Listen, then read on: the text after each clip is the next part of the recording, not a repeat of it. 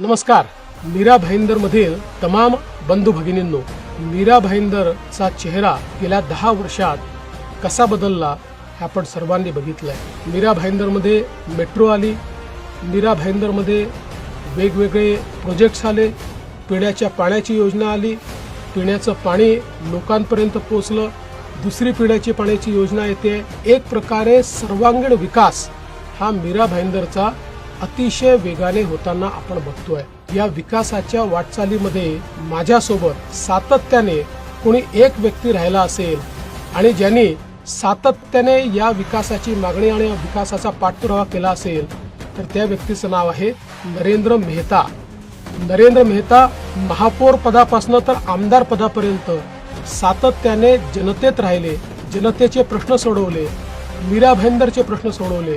रोडचे इन्फ्रास्ट्रक्चर असेल, वेगवेगळ्या प्रकारचे अम्युनिटीज असतील, या तयार करत मीरा भाईंदरच्या लोकांना निश्चितपणे एक मोठा विकासाचा मार्ग त्यांनी खुला केला. सर्व पूर्ण ताकदीने नरेंद्र मेहता यांच्या पाठीशी आम्ही उभे आहोत.